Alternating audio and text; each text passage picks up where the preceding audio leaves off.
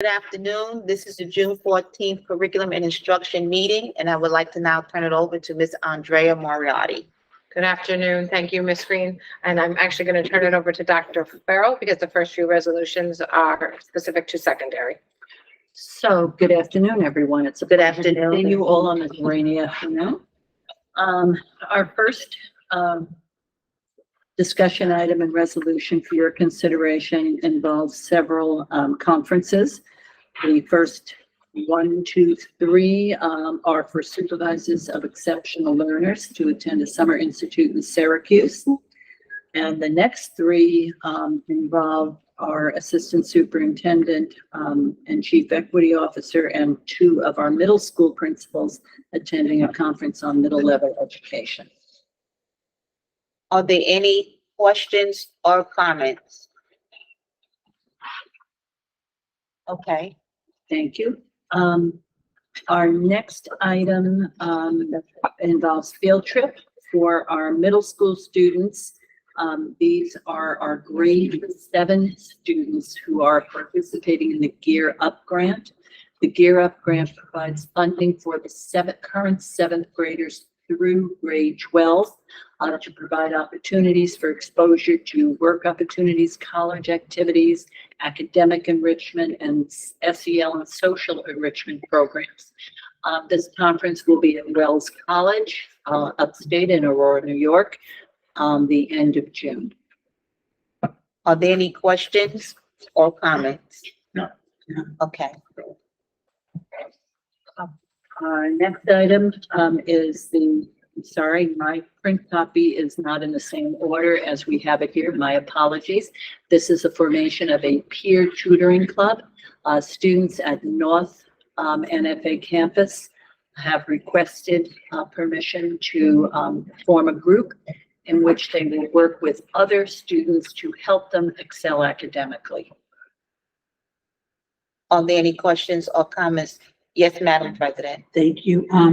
My only question is, why isn't this being mirrored at North Campus? This is at North?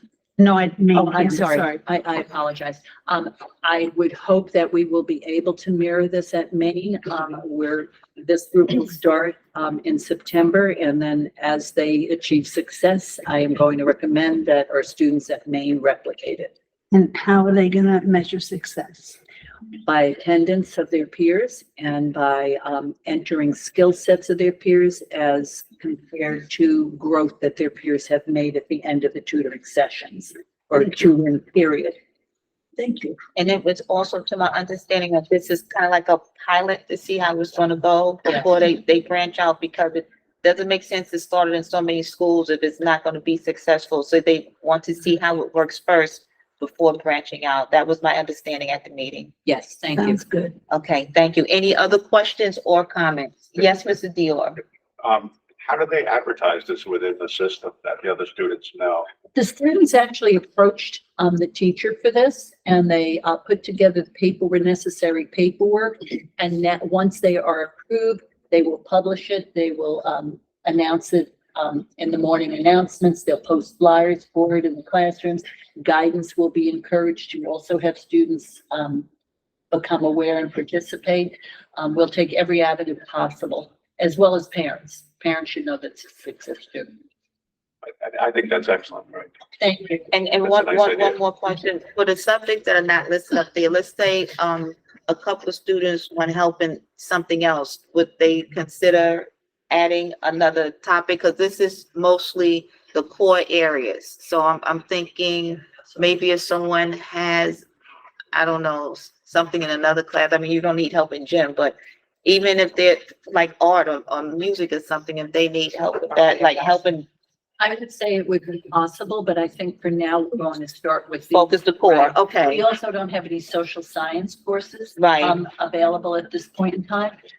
As they have success, because I'm working on the assumption this will be a successful program, then we will look to expand. Okay, thank you. Thank you. You may proceed. And our next item is, The same time. oh, this is St. Thomas Aquinas College, Stack in Rockland County. This resolution will permit our students to earn college credit in anatomy and physiology. This will be available to 11th and 12th graders. Any questions or comments? No. Okay.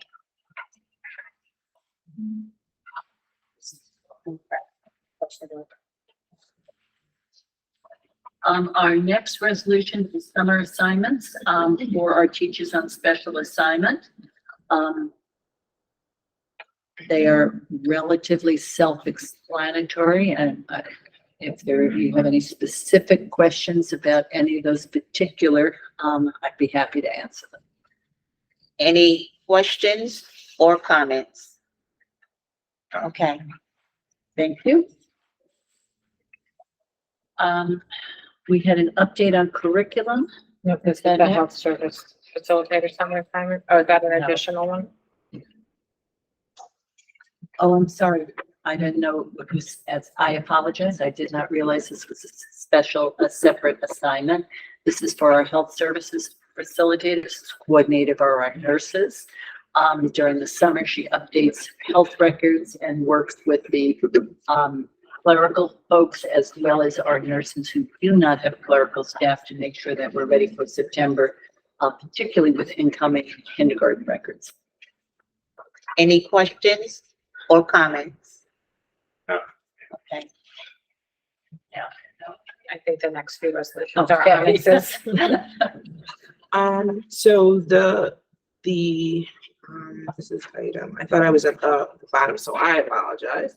All the resolutions, for technology, the next series will all be resolutions to, renew our contract services for technology. So for the next couple board meetings, you're gonna just see a lot of, technology resolutions so that we can get up and going for the new school year. The first one is for Amplified IT. It is the program that we use for Google services. This is, that helps us manage support, analytics, and different things for Google Workspace. Any questions or comments? Okay.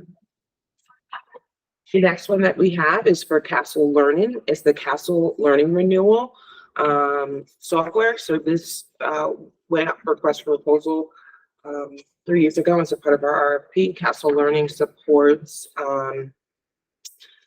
our students in a variety of different subject areas. So we're hoping to expand it to support some secondary testing as well next year. Any questions or comments?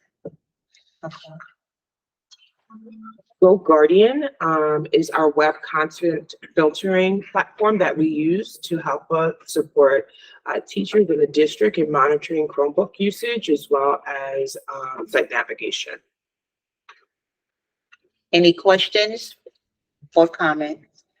No. Okay. Know Before is our platform that we use to help with professional development around cybersecurity as well as data privacy. So this is the platform that we have staff and administration use to train. And it also helps us monitor our network by sending out wonderful phishing emails that everyone thinks are real emails that I have to always say, nope, that was a phishing email. So that's what this platform does for us. Any questions or comments? No. Okay. The next one is sometimes the tech ones I have to make sure that I look up is Court Care software, and this is a part of our network security platform that we use. Any questions or comments? Okay.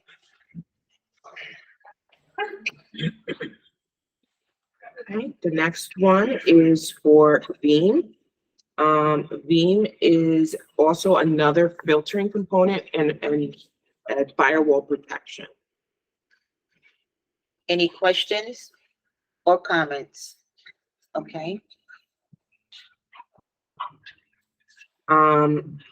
The next one is Informcast.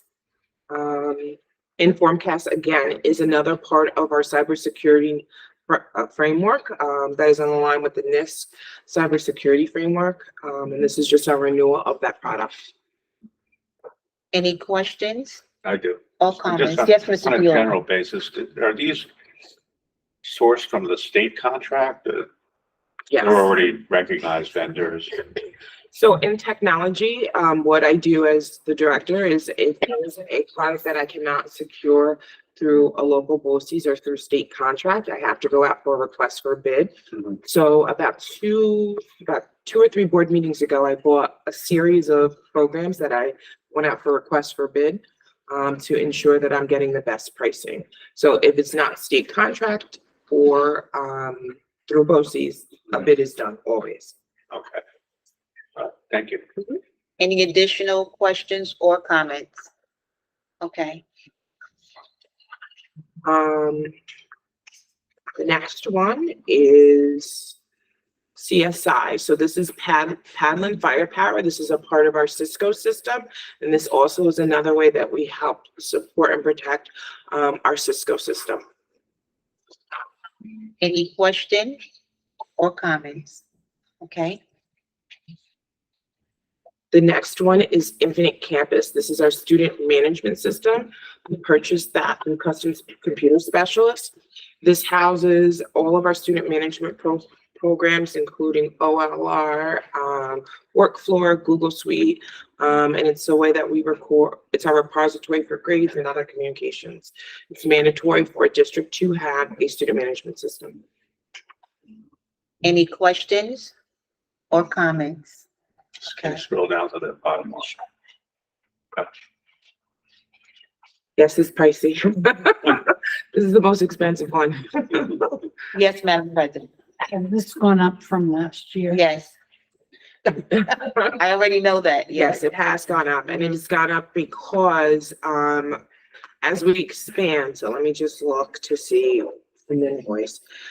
We have the basic edition, we have online registration, we have cloud services, and the move to cloud services was to help with the bill before we had a central server. So about a year and a half ago, I moved from a central server to cloud-based to save us a little bit of money in our bill.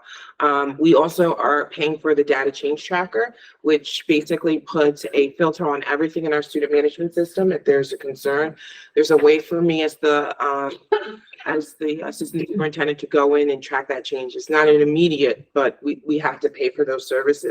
We also have campus learning. Campus learning is the way that our LMS that is attached to Infinite Campus, and that allows teachers to expand their grade book and different other features within campus that has helped really launch our grade book portions of our student management system. And this year we implemented campus workflow.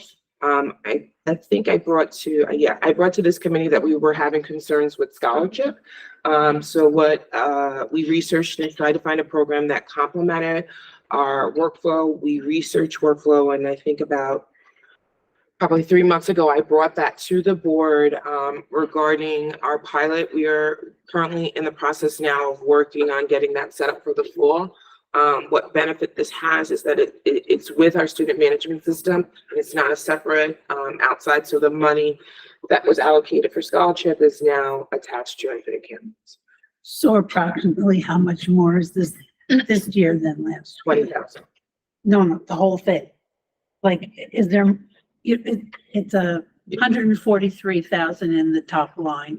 Is that more than it was last year? I would have to check on that. I think the overall cost is not maybe 1%, 1 to 2%, because new technology is about 1 to 2%. Thank you. I just have a quick question with the money that we're spending on all this technology stuff. Reception in the buildings getting any better? Because sometimes I'm in certain schools, it's horrible. Right. So I'm just wondering, with us spending this money, and I, know sometimes it is what it is, but is reception and internet services getting better in school buildings? Because in some buildings it's really bad. So I feel like that was in the facilities committee. We talked a little bit about this. There is different types of reception. There is hardwire reception. There is network apps up top reception. Through our E-rate program, we have been replacing these, but these are like home network things, they go. So we have really trained our micro techs. There's several of them have trained to go around to see when these go. You can install them, they can go the next day. That's Okay, unfortunately the way that it is. There is also, through the Smart Schools Bond Act, there has been a big investment increasing bandwidth throughout the district. There are other things that we are implementing, such as ClearPass, which was brought to the Facilities Committee to help monitor our network, because sometimes people sit on their network on devices that kind of create what we call traffic. And that traffic stops some of the access. Now, I know people say, well, I don't always get cell phone coverage in certain places. Cell phone coverage is not the access of your laptop. understood. My concern is about making sure that my phones are working and that labs are working and that Prometheans are working. So that's where we're seeing some of that traffic. I think it was brought to another committee of a concern about just what type of access we have, and when monitoring the network, that's what we're seeing. Okay, thank you. Yes, Mr. Howard. Yeah, so my concern, I think I'm familiar with the meeting you're talking about. My concern was the safety issue in regards to the microphones on the walkie-talkies with the security. And I was in the presence of an administrator at one point, and they were trying to get contact to another administrator in the building, and it was dead. It could not get through. And I'm hearing through some of the security guards that sometimes they're talking on the walkie-talkies and it's not transmittable. And I think that's a safety issue. That's a very serious concern.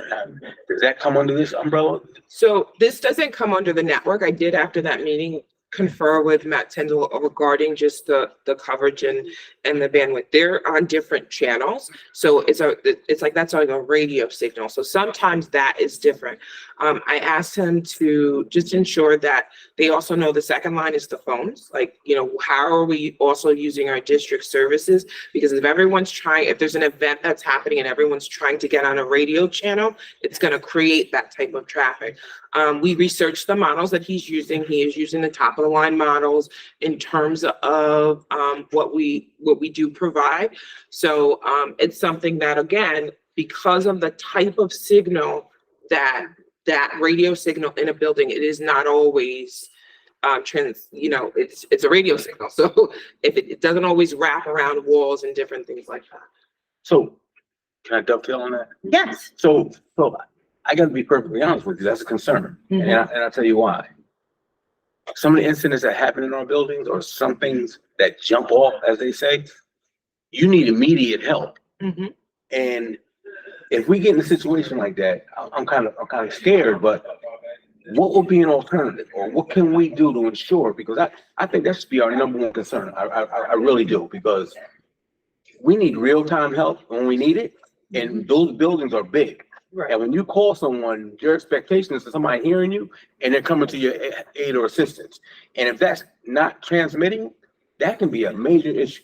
It's not that it's not transmitting, it's how many people are on the channel, but it's definitely something I can go back to Mr. Channel to research again, or what are there other ways that they can communicate, because the radio signal is a different kind of, if I have 5 or 6 people on a channel, it's gonna get blocked. But I will definitely see, is there other methods? Maybe there's devices that can also switch to Wi-Fi. I'm not sure. So I definitely will check with him to see what, if there's anything that can be done. Thank you. In terms of training our people, and you would know this, there's something called radio discipline. Right. Train them in radio discipline, because I know in the railroad, we use it, in the fire service, we use it. There is a word, Mayday. But really, Yes. Mayday clears the air, Right. and in New York City, it used to be urgent. If it was urgent, you stop. Right. So do they have any sort of training? I know that there is annual training, but again, I'm gonna defer to Mr. Tyndall, to what training is they have regarding that. And I'll ask him to get back to the board.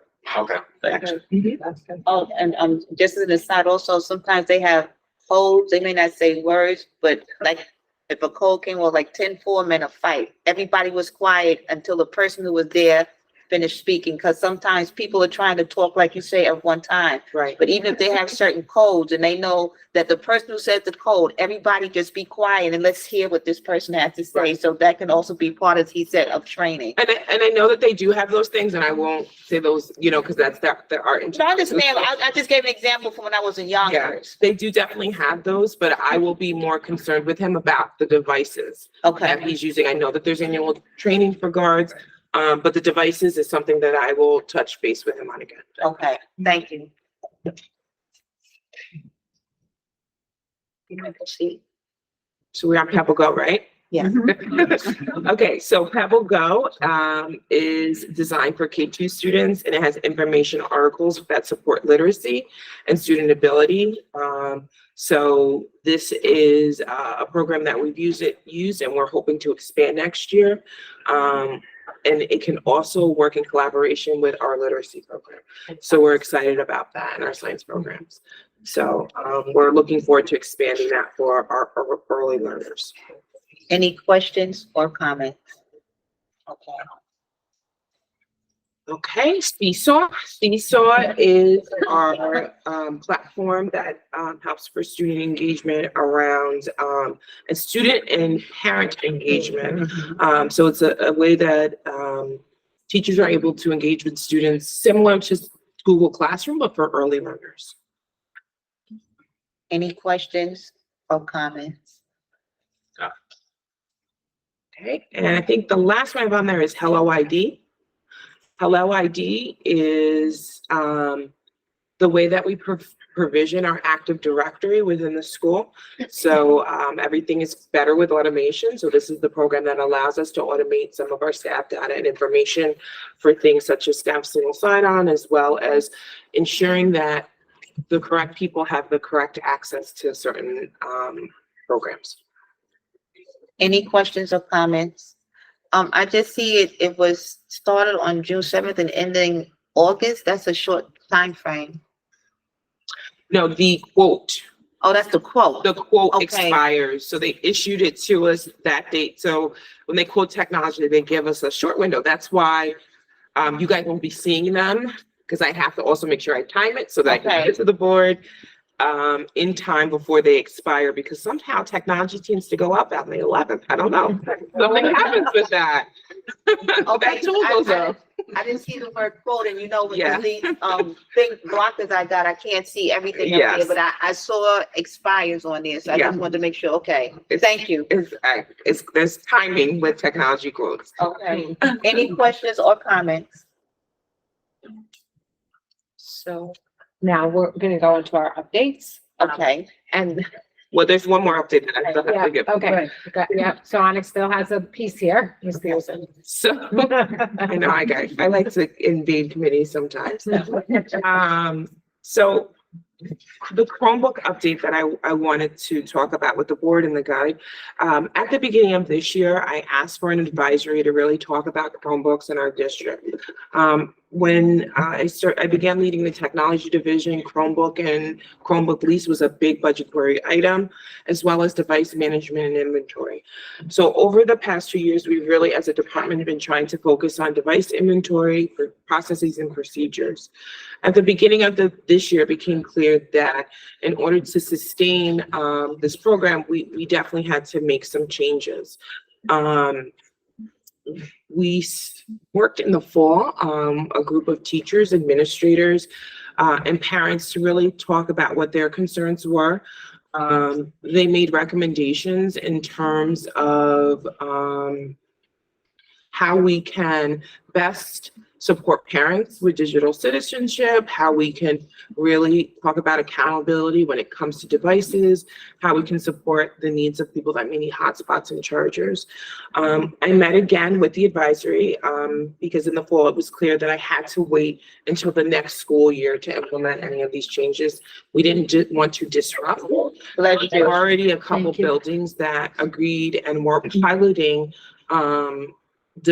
how we use the devices. So I had a couple elementaries this year that did not allow students to take home some of their devices. It was at the teacher's discretion to see how that would result in help desk tickets, how it would you know, what would be the results in terms of the management of inventory. So I took that result back to the committee about 2 weeks ago and finalized the plan for the district for the upcoming school year. One thing that the committee really grappled with was how do we make sure that teachers have what they need for instruction daily and that students have what they need at home. So this is what we are proposing to our community, that all students in grades kindergarten through 8 will have a classroom Chromebook assigned to them that they'll utilize in school. For students, because some of those concerns that I did hear from parents was that they had way too much screen time at home with their Chromebooks and they really didn't understand why we had to send a device. So I get the spectrum of concerns with device usage and, they didn't get permission for this device to be in their home. So I've gotten mirrored, we need to have our Chromebook every day. So the district is going to start a program where parents can sign up if they would like to have a Chromebook for at-home use. That device does not travel back and forth. It is to be kept at home. And if a student needs learning technology during the day, there will be one for them within the classroom. What we find by looking at our help desk tickets, a lot of the device loss and misuse is from traveling back and forth with them. This also then allows us to put a caveat to parents that if you are signing out a Chromebook, you're responsible for that Chromebook. So if there's device lost, theft, damage, then you're responsible to cover that cost. We will always work with families because I never want access to anything to be a problem. So we will work with families if that does come into play, but I have to try to maintain the inventory as we look forward to how much instructional technology is being used. We use it with our ARC program. We use it with, the list goes on. Every day, a teacher may need an instructional technology tool for center-based learning, for intervention. And if I don't have a device for them, a student to access in school, I'm stopping instruction. So I need to make sure that I have that. Even when I read it and everything, I'm just saying, because they need them for that, yeah. Right. In grades 9 through 12, as we are preparing students to be career and college ready, students will still be one-to-one with their devices. And we will be implementing, I know that we have spoken before with Dr. Bancada around digital citizenship, that will be still embedded within the curriculum. So parents will receive a letter. I'm going to be backpacking the letter, rolling out this plan. I do also want to make the board aware that the device cost that I will be placing out to the community, each device that we purchase costs us $330. Each charger is $35. So if you sign out a Chromebook and there's loss or theft or intentional damage, the district will ask for some replacement costs regarding that. We know that things break, but if, screens crack and they get damaged, if there's a part that we have to purchase, the district will ask for that cost of whatever that is. If a charger is lost or you need a replacement and it's not out of just regular use damage, but intentional breaking, the cost of a replacement charger will be $35. Why are you looking at me? Because I felt it. I felt it. I couldn't talk about the numbers. That's why I had to talk about the numbers.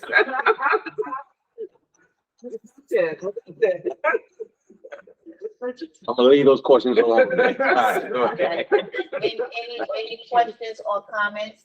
I just have one question. You said that you were gonna send information to the parents about this. Now, if a parent doesn't agree, because I'm assuming they have to sign like some type of contract or something.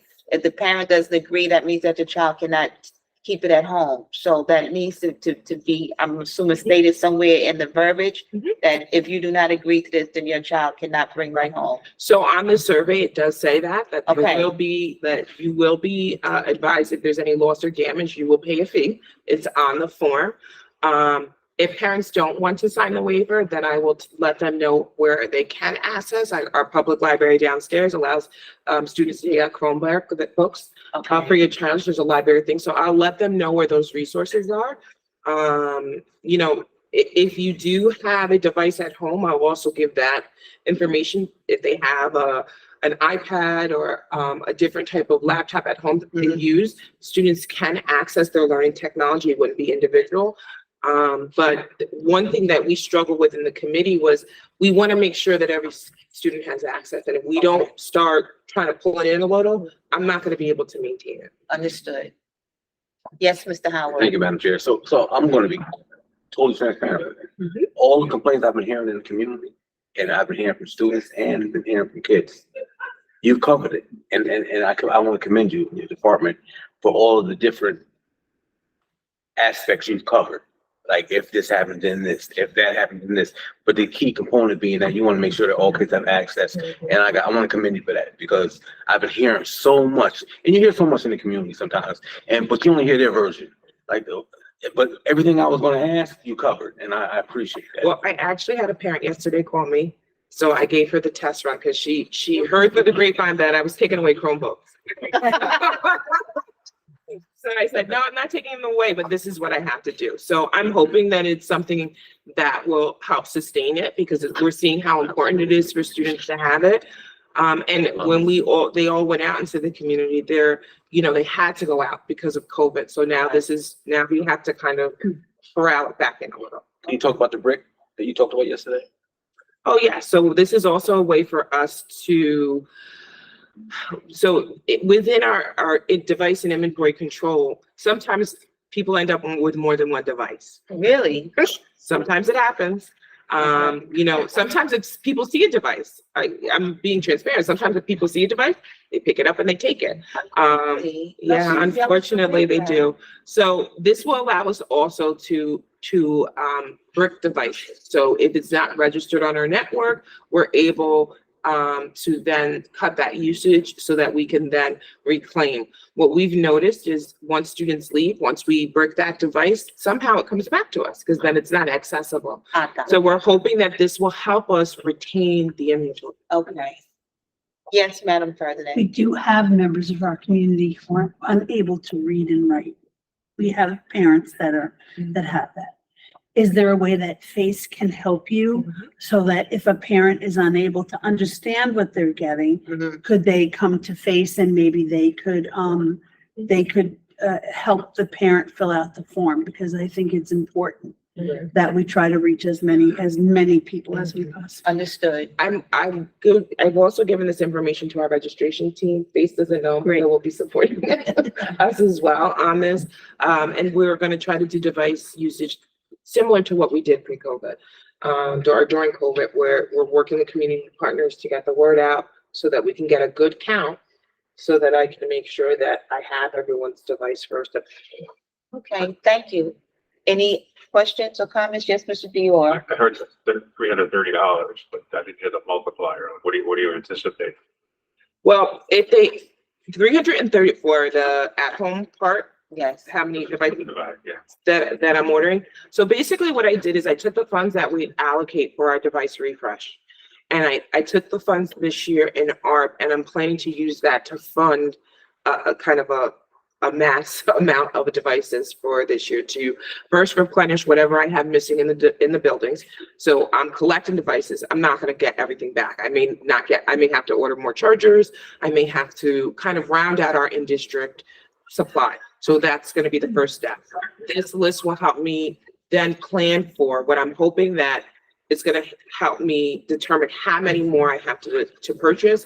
And then if I have to then at the end of the summer purchase again, I will purchase again and use the ARP funds to help kind of launch this program. And what my hope is that with these tighter protocols, that I'm still going to be paying less in my refresh yearly, and I can offset that by funding our at-home device.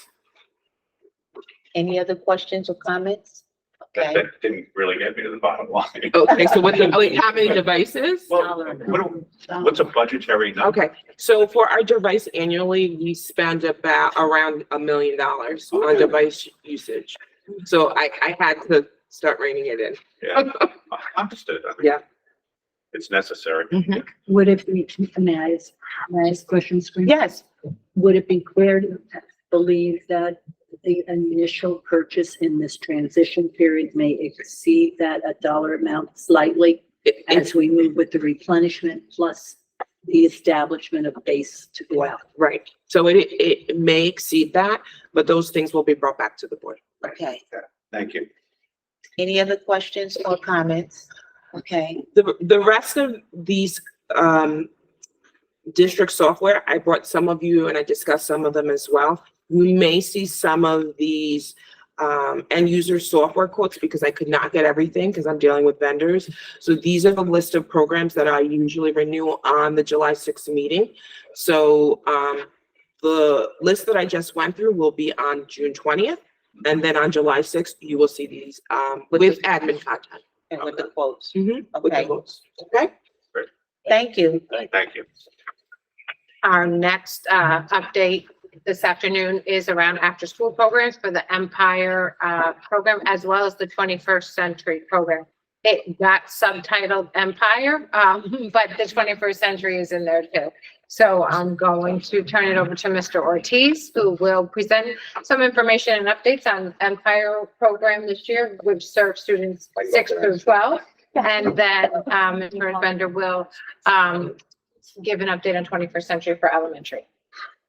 Good afternoon, everybody. So my Good name is afternoon. Jerry Ortiz. I know it says Gerald, but I always go by Jerry. And I'm spending on the Empire After School program. So I had the honor and privilege this year of starting in October with this program. And I came out as TOSA.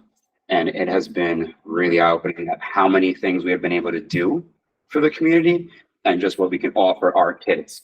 So we've had 4 sessions so far. The spring was split into 2. And this is just offering enrichment programs to our secondary students from grades 6 through 12.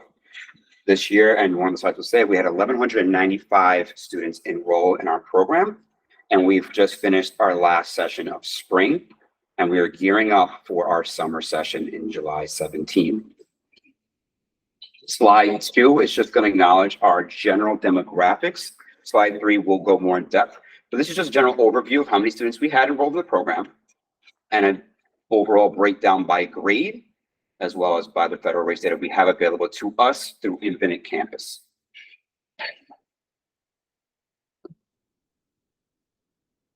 Slide 3, a more in-depth breakdown, this time by school. All 7 site locations are going to have their own breakdown, and that'll be right there available to you. I just didn't want to hash out all these numbers. But we do have a very diverse group, which is really awesome to see. The attendance data we have here, we had a late start in November. We started November 15th with our program. The closing reporting date for the state is November 31st. So we actually met for 4 days, which is why the percentages are so low. Kids are still coming in and enrolling. And this is during the Christmas time when we have the winter recess and regions. So some of them were a little lower, but we did see a higher enrollment number in that second session. Session 3 just ended. So those data points will come out to us very soon.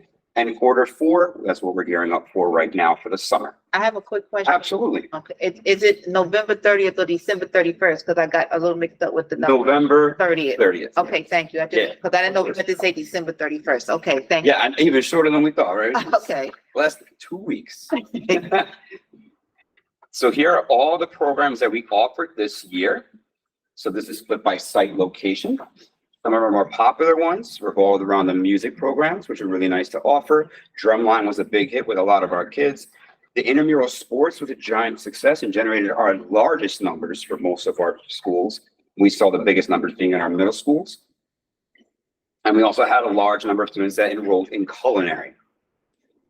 I did stop by that one. It was good. Here is our evening Empire School data. I reached out to Sandra Wood and she provided me with this for that counterpart. And these are the total number of credits that were earned by students that participated in these electives. We have barbering, welding, health, PE, and financial literacy and photography. The Rockdale Regents, we saw a great turnout. We had 80 students at the last reported session that we had. 80 students attended that Saturday session to get extra help with the Regents. And these are all the courses we offered for extra Regents help.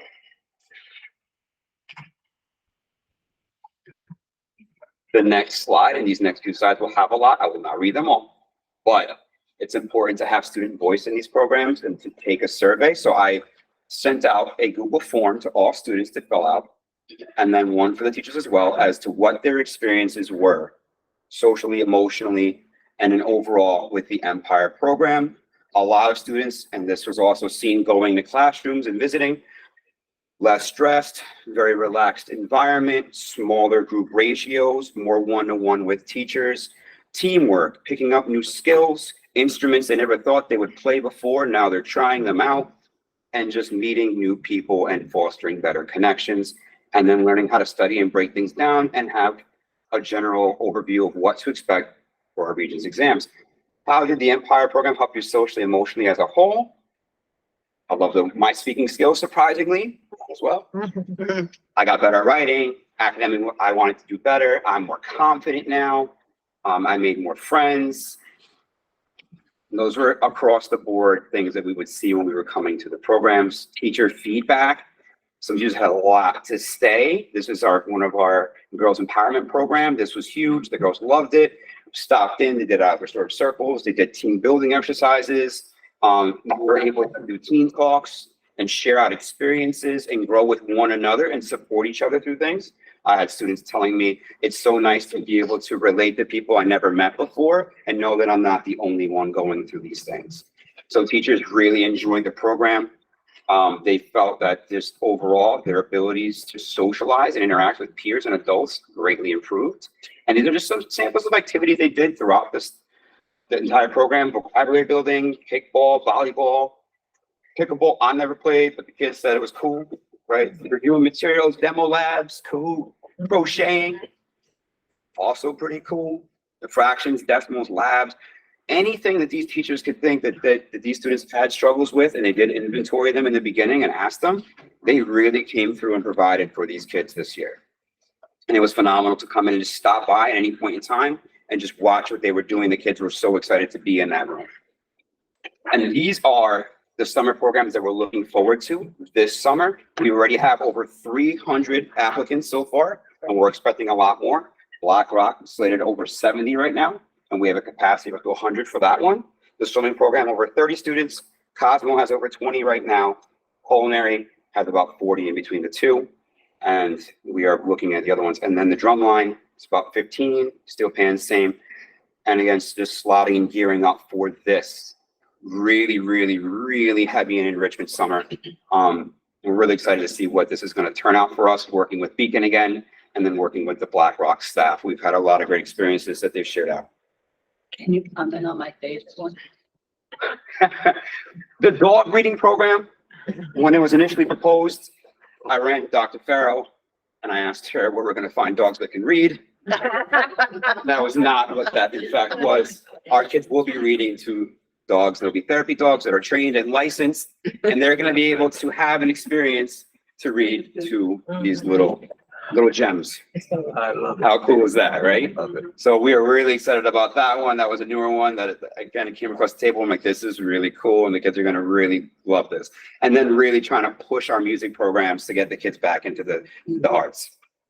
Any questions or comments? Yes, Mr. Howard. Thank you, Madam Chair. So, thank you for this presentation. And it really tells a story. And what I do like about it is the participation is reflective of our district. Okay, right here.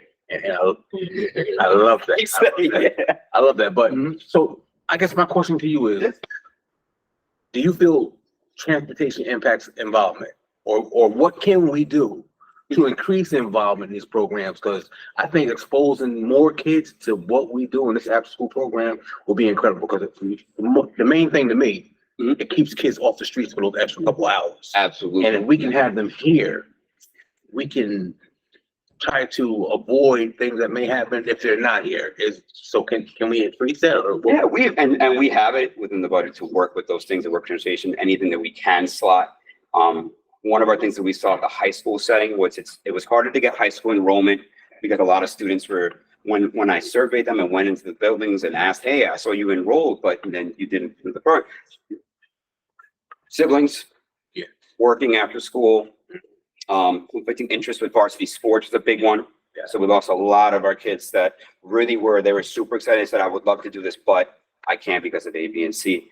So that's why our high school numbers are a bit lower. In middle school, we did have a lot, but just trying to keep that encouragement and keep that momentum going. I do agree that making sure that we have churches available to them so they're able to come. A lot of parents did tell me in November that that was a big point for them to make sure they had a way to get there. Okay. So that they could have their kids there because it's just too much to pick them up back and forth. Thank you. Any other question? Yes, Madam President. I think, Mr. Howard, one of the things that you'd mentioned, I think having the program at South Middle School Mhm. for the summer may address walkers. But also, I think if you can keep an eye on where the kids come from and make sure the kids that are going to Heritage do come to South. Correct. And I think that'll break down some of the stereotypes that we have about the neighborhood Absolutely. around South, and that we need to do. It's going to be great to have it at South. I 100% have toured the building a few times and there's a lot, it has a lot to offer. Thank you. Any Nice. other, Nice program. Thank you. Thank you. Thank you. bring on. Any other questions or comments? Yes, One- yes, one Mr. comment. Neal. Yes, absolutely. I'll go I'm back. trying to address it because it's wonderful, but Yeah. on a curve, Mhm. ninth grade, 222, 10th grade, 115. It's just, it's close to a 50% drop off. Yeah, just, and that's, a lot of them are getting ready, so they're getting their working papers and they're moving out towards that venture. When I did survey the high school students, I was excited about the enrollment numbers because they were high. Mhm. And then you're hearing all the things and they're really, we really think a lot of our communities had a lot of issues with, they said, there's nobody to watch my siblings. I have to go home. I can't, 'cause now I have spring sports, I have winter sports, and Right. I get it, because those are the things they want to do in college. I want to push them forward. But I would love to see them more in these programs. So I'm hoping to bring a new light and a new set of programs. We're gonna, do an interest inventory for next year. What do kids want to see? What do you want to see? What do parents want to see in these programs? And then get everybody involved, see what else we can build. The dog reading was just a step off, right? Mhm. Let's keep going with it. Like drumline, we have some cool ideas, so let's just keep going with that. But Madam Chair? also, Yes. Yeah, so addressing that issue. Yeah. Would it be possible, I know this is thinking outside the box, but can any of these programs start in the morning before school? they only slotted for, from what I remember, but the grant, and I can ask the state, and I will definitely ask them. It was for the after school. And it has to be, it just cannot be within school time. No, because some of our schools started now. Mhm. But let's say we started some after school. This is Only secondary. for secondary. This is second. All second. Yeah, Okay. okay. And they start at Okay. 7. Yeah, I know many kids are gonna wake up at 4:00. Yeah. Okay. You wanna go? Any other questions? Any other questions or comments? Thank you. Thank you very much. Thank you, sir. So now we're gonna get an update on 21st century. Yeah. If I stand up, you won't see me. Good afternoon. Good My name is afternoon. Susan Torres Bender, and I'm here to present on year one of the new round of funding for 21st century. I'm going to start right away with how do we know our programs are successful? Does not look like the way it normally looks. Sorry about that. Outside evaluations are conducted twice a year by Brockport Research Institute, and a formative finding summary is provided after every evaluation. I monitor sites and observe every school weekly. Extensive and consistent communication occurs between myself and all staff, evaluators, and grant partners. We also have family, staff, and student feedback is collected throughout the program year and discussed with stakeholders. Administrators for the program are asked to complete a weekly checklist and to submit it for quality improvement purposes. Program staff reviews is what we call our evaluations, are conducted by administrators twice a year. Next slide, please. Our attendance data is shared quarterly at the mandated PACT meetings. Those happen quarterly, and we do provide information for everyone involved in the community. It is posted on the website, and it is also the information for the meetings are sent home. The flyers, there are QR codes for everyone to sign up on if they want to attend. Attendance is closely monitored by the grant facilitator, clerical staff, and NICED through the mandated Easy Report software. So this information, attendance isn't provided in Infinite Campus. We are required to use the state mandated software. Administrators for the program are informed about attendance issues weekly by the clerical staff and by the grant facilitator. The target enrollment for this new round of funding, as per the RFP, is for 584 students annually. 347 students attended at least one activity in year one. 328 students completed the required 15+ hours of participation. The breakdown of enrollment per school is as follows. Bombville enrolled 94 out of 142 students. GAMS enrolled 83 out of 150 students. Horizons enrolled 85 out of 142 students. And Village enrolled 81 out of 142 students.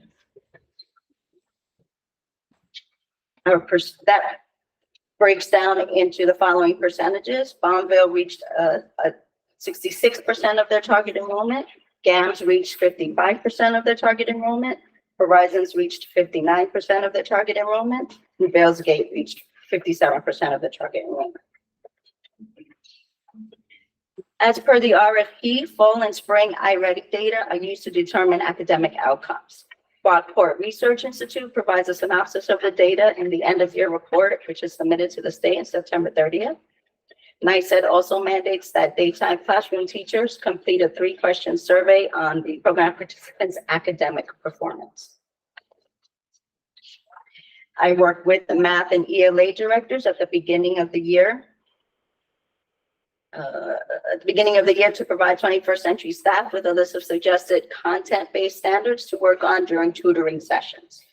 Students receive math tutoring on Tuesdays, ELA tutoring on Wednesdays, and conferencing on Thursdays to work on individual skills that children are having difficulties with. Each tutoring session runs about 35 minutes. Children then choose their own enrichment activities to participate in.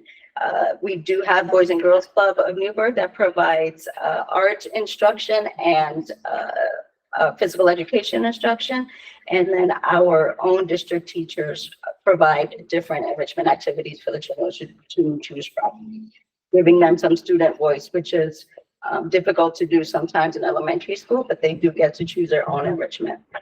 We do have some parents who have stated that they wanted to pick the students' enrichment classes, but we always go back to they need some student voice, they need choice, they need agency, and this is the only way we can provide that for them at this level.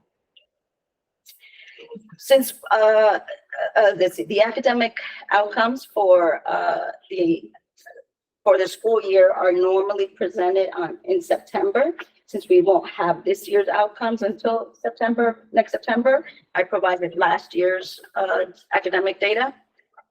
Participating students on average increased anywhere from 5.9% to 9% in reading, and anywhere from 5.7% to 8% in math. From last year's. That's last year's, yes. I won't have this year's outcomes until September. Okay. So what are students saying? Students are encouraged to complete a satisfaction survey once a year, a quality self-assessment survey twice a year, a survey at the conclusion of the ESYP, a survey after the 2 family events that are held at the Boys and Girls Club of Newburgh, and PACT meeting participation forms are also provided 4 times a year for students. 90% of the respondents to the student survey this spring stated that they were encouraged to work on a project and to participate in the showcase. Next slide, please. 83% stated that they felt respected by adults in the 21st century program most of the time, and 15% said that they felt respected sometimes. So this data is extremely important. We've worked really hard this year to increase SEL and to increase the level of relationships between adults and students in the programming. So this is for this year, I think we're starting off on a good note. So these are the students in their own words, which I always love doing. This is K through 5. I'm not going to read them all, but I would like to direct your attention to the very last one. I feel pleasant when I'm in the 21st century. Why I feel pleasant is because I can talk to my friends. I like the type of work I do. And if I don't understand something in class, I can come to after school and our teacher can help me with whatever I don't understand. Next slide, please. Next slide, please. So how do we know how we are actually doing? Constant reflection and action planning help to ensure that the students' needs are being addressed during programming. Several surveys are distributed throughout the year. Stakeholder feedback is requested. Interim and end-of-year reports are completed. Student showcases are also very well attended by family members. Parents also participate in QSA quality self-assessment surveys. This went out to every single family in participating in the 21st Century Program. And as you can see, we received several responses. So trying to get family participation is a struggle, always has been, but we move forward anyway. 100% of the respondents stated that they are aware that 21st Century is building relationships with arts, cultural, and other community institutions. Next slide, please. Of the 7 respondents, 71% stated that they did attend at least one of the 12 family events offered through 21st Century this year. Next slide, please. Generally, we receive about a 95 to 97% approval rating on our family QSAs. The one question or comment we receive almost every year is that they would like the program to go year round. And basically our budget constraints don't allow us to do that. Staff also participate in the QSA surveys during a common planning time 5 times per year. Every month, the staff delve into the QSA. There are various elements that they address on a monthly basis. Each element has indicators. You know, it's pretty difficult to see. Each element has different indicators. The staff rate the indicators on a scale of 1 to 4, 1 being needs improvement, 4 meaning they can write a book on it. And then they also plan next to those indicators, they plan when they're going to focus on their lowest rated indicators. And then they also discuss what they're going to do to try to improve their score on that indicator. Next slide, please. This is a sample from Vales Gate. Vales Gate rated themselves all 3s and 4s on this element, which is parent, family, and community and partnerships. They took their lowest rated indicator, which was develops, reviews, and updates plan for family improvement. They decided that they were going to work on that indicator next year, and they were going to use Class Dojo to communicate with families for after school. So all of this survey information is collected and used to create an action plan for the following year. Any questions?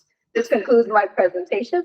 Thank you for listening. Any questions or comments? Yes, Madam President, and then Mr. Dior. You want to go first? No, Sure. So, enrollment is below the expectations. Yeah. So does that mean your funds are going to be lower for next year, or what does that mean? So how 21st Century works is every year you start out with the same pot of money. Okay, so year 1, historically, they have not penalized programs for not meeting those target numbers. So year 1, we will receive full funding based on our expenditures. Years 2 through 5 is the crunch. So if we do not meet 95% of that target enrollment, so our target enrollment is 584 students, 95% of that is somewhere around 554 students. If 554 students do not complete those 15 hours of participation, then they start to reduce your funding by a percentage. So if you met 75% of the 95%, then they reduce your funding for that current year by 25%. So it's an extreme numbers game. So what year are you in now? This is year 1 of the new round of funding. Good, okay. So we're good. You got a chance to. So my second question, if I may. Yes, yes. Okay. how can, I'm trying to think about giving you a suggestion for increasing student responses. Most of the time they're captive audiences, right? Mhm. So I don't know how to give you a response, but I will give you one for parent responses. Have them fill out the surveys at your 12 family events. Because you do have a lot of participation at your family events. So have them start filling out their evaluations then. And I think you'll get more family participation in that way. I always like to give a suggestion when I have a question, so. No, absolutely. I appreciate that, suggestion. We do try to have, computers available for parents. We give them, there's a QR code that they can scan and try to put in, into their telephones. But when they're there for their kids, they just want to, they want to be there in the moment. So I'm thinking maybe Early, you can. maybe well, we do it in the beginning. As part of a rotation. But also have people there to help them. Yeah. That might really help to get you more parent participation, and that looks great on your grant. Okay, well, I'll put this out there for any board member who wants to help during our, during them, because we definitely could use the extra hands. Our program runs 2 hours. We can only pay our staff 2 hours. So we get everyone in, we get the presentations done, and then we have to make sure that they're on those buses or that every child is signed out. But we can, I think, what we can do is open the doors earlier for parents as opposed to having it open 15 minutes early, bring them in, open the doors an hour earlier. But that would require the time security staff to be able to. I think there's a lot of ways we can address it, yeah. Okay, Thank you. perfect. Yes. Mr. Dior? I'm good, thank you. Okay, Mr. Howard? Yeah, so you basically answered a couple of questions I was gonna ask, because I was trying to figure out what's the game plan to try to get to that 95%. One thing I hate doing is leaving crumbs on the table. Yes. And if we get that money cut at some point in time, we might have more interest and then we don't have the money. But I hear the plans that you have in place, but I think what's most important is that communication with the parents. Because all the parents I speak to said they would love for their kids to have after school programs. They would love for them to be able. So I'm saying to myself, we have them. Why aren't they participating? So now that's the question that needs to be answered. Why are they not participating? Do the parents know it's available? Yes. And what are we doing to, okay, so we may send a call, we may send a flyer, we may do a robocall. Those aren't answered. What's the next step? All right, I'm in the process. The reason I didn't attach it is because it's not a formal, I haven't gone through everything, but I do have, some answers to a family needs assessment survey. And primarily, the reasons I'm getting for students not being enrolled in the programs is they are enrolled in other after-school activities. Newburgh Performing Arts Academy, Khan Academy, whatever, there are a few of those. The second part of that, which is extremely important, is the time frame. So these are our littlest ones. These are K through 5. Programs run either 3:15 to 5:15 or 4:15 to 6:15. I get it, okay. So some of our kids are just out, they don't want them out that late. So this would apply to my last question, to the last group. Can we do this before we start early in the morning? Because I'm not gonna name the school, but there was a school that had activities going on, and I went to a couple events, and I didn't see the amount of participants I thought, and they said that part of it was a lot of kids didn't have transportation. Yeah. And they can only participate in the program if the parents brought them to school. And some parents don't have cars. So And that's the same exact for us. Also, for 21st century, we'd have to put in a whole new RFP or program modification to be able to do morning. okay, Which it's not a problem to do, but we would need transportation or to then limit it to those students who can be dropped off. yeah. But it will also be kind of early because school normally starts at 9 and this is a 2-hour program. So you're talking about 7 o'clock in the morning. And it wouldn't apply to our Vales Gate or GAMS because they start at 8. See, so. You pushing for that before school thing. I'm trying to get as many kids as possible. But the thing is, it's hard in terms of it's hard in terms of the times though. That's the only thing. But I had to ask. No, it ain't nothing wrong with asking. There's nothing wrong with asking. I think that. Any it's a other- place to any do other people school questions? programs In a lot of places. I've been pushing for it too. Any other questions or comments? Yeah. Also, Mr. Howard, I was just reminded that we did ask the state about providing before school. And they said this year that they are not allowing it at all now, Okay. 21st. Thank you. Yeah, it was an option last year, but it's no longer an option. Okay. Yes, Ms. Mariani. Thank you, Mr. Rothman. Okay, any other questions or comments? I do have one Yes. last comment. I just want to, this is our last curriculum committee meeting for, the 22-23 school year. I want to thank all the board members and their participation. Thank you for being our chair. But specifically thank Ms. Mineo, who's been a longtime committee member to this very important committee. And this will be her last curriculum committee. So we will deeply miss you. We appreciate you and thank you for all of your support. And please come and attend the meetings anyway. Yes. Thank you for everything. Thank you. It's always been interesting. That is a fact. Please. Thank you. Thank you. Thank you so much for your presentation. That concludes our meeting. Thank you. Great presentations. Thank you. And look, you have 4 minutes to spare. Oh, that got me. That got me. Yes. Can I tell